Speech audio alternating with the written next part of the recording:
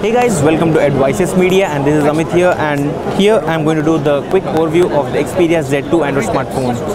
The second generation device in the Xperia Z series. That's the earlier one was Xperia Z1, and now we have the Z2 with us.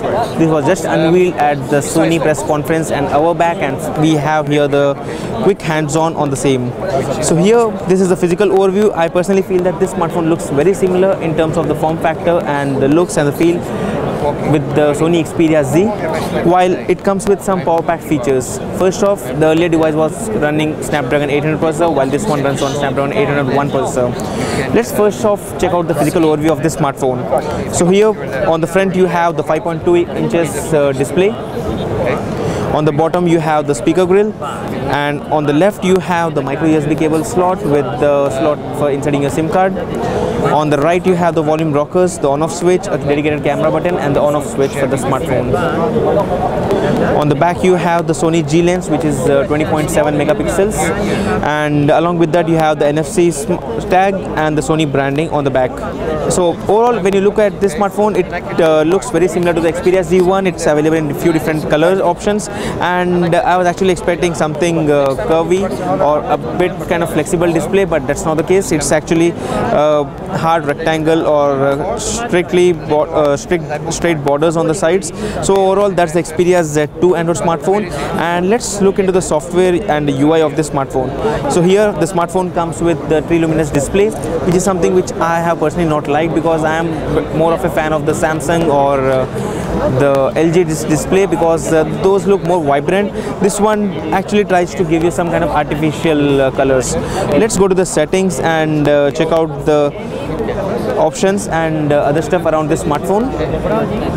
So here under the OS version, it says it's running on Android 4.4.2 KitKat. Let's go to the settings and check out the storage of this smartphone. It's actually available in two variants, that's the 16 GB and the 32 GB.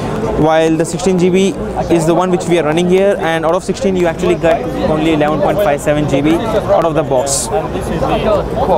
Apart from that, for the display you have few options. That's the X Reality for mobile, that's for quality image enhancing for photos and videos. There's also an interesting mode, which is the glow mode, which allows interaction with touchscreen when wearing gloves, which is actually useful for people who live in cold weather conditions, because they wear gloves all the time. And earlier Nokia was one of the only companies which were boasting these features, but now it's also available on most of the smartphones. It also has the option of setting up the white balance on your display, and some more options here.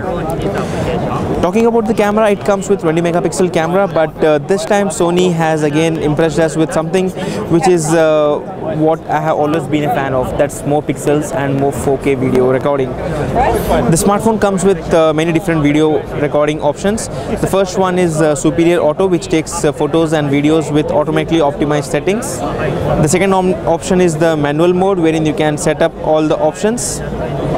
So here you can set up the white balance, the flash, switch to the front camera, and change all the settings, while you can again go back to the scene mode and set up different mode options here. So these are few other options available, and following this you have the option of 4K video recording in high definition. So that is something which I was looking forward for. Earlier we had this feature only on the Samsung Galaxy Note 3, now we have it on the Sony Xperia Z2 and also on the LG G Pro 2 Android smartphone. So that is pretty interesting, and this is the video recording on 4K mode. So whatever you would see right now is actually being recorded on 4K. Again, unless until I upload a 4K video, you cannot get experience of that. So apart from that, there is also the option of time shift video, which was also seen on the Xperia Z1 smartphone. The background defocus mode, which would automatically make this like a professional video option. Just tap on some object or someone, and then everything else would be actually defocused. So here let's try to do that and check out the preview of the same. So here, as you can see, it's the image is being actually set up, and then everything else is actually defocused, but that's looking pretty bad. If you zoom in and check out the photos here, the person in the background has been defocused for no reason. It doesn't look that natural, which you would actually experience on the DSLR or any other professional cameras. Apart from that, there's the AR effect, which would create interesting virtual effect on the smartphone, and there are a few other options here. So overall, the camera comes packed, and as I mentioned earlier in my previous video, Sony is always revolutionary in terms of the cameras and the stuff they do around photography and videos. So that's the camera part. Apart from that, when you talk about the interface or the app drawer, you get the regular applications here. I don't know what would be packed in the retail version, but this is what you get here, and probably few of these would have been set up by the Sony booth here. Under the settings, you have the regular settings and the options available here, and since it's Android KitKat, you get the printing mode available.